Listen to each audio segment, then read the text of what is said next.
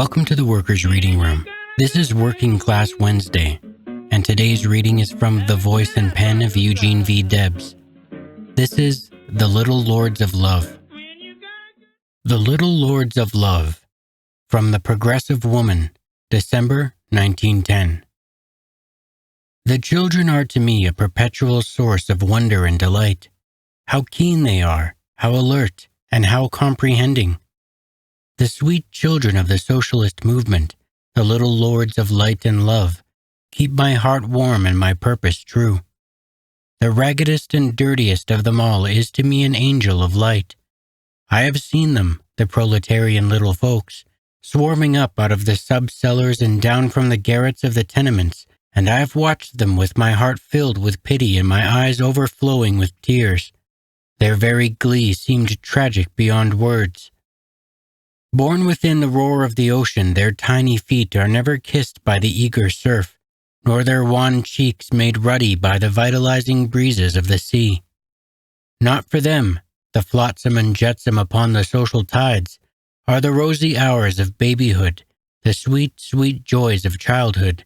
They are the heirs of the social filth and disease of capitalism, and death marks them at what should be the dewy dawn of birth, and they wither and die, without having been born.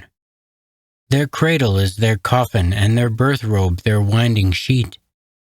The socialist movement is the first in all history to come to the rescue of childhood and to set free the millions of little captives. And they realize it and incarnate the very spirit of the movement and shout aloud their joys as it marches on to victory. The little revolutionists in socialist parades know what they are there for, and in our audiences they are wide awake to the very last word. They know, too, when to applaud, and the speaker who fails to enthuse them is surely lacking in some vital element of his speech. At the close of a recent meeting in a western state, the stage was crowded with eager comrades shaking hands and offering congratulations. My hand was suddenly gripped from below. I glanced down, and a little comrade, just about big enough to stand alone, looked straight up into my eyes and said with all the frankness and sincerity of a child, "That was a great speech you made, and I love you. Keep this to remember me by."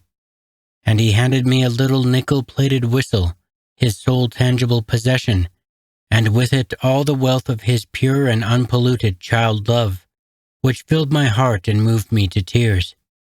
In just that moment, that tiny proletaire filled my measure to overflowing, and consecrated me with increased strength and devotion to the great movement that is destined to rescue the countless millions of disinherited babes and give them the earth and all the fullness thereof as their patrimony forever.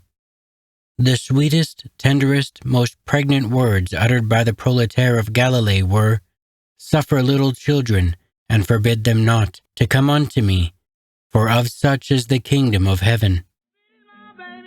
And that is the end of the reading. Thank you for joining me for Working Class Wednesdays, and thank you for listening to the Workers' Reading Room. Have a good night. I just bring my hand and try.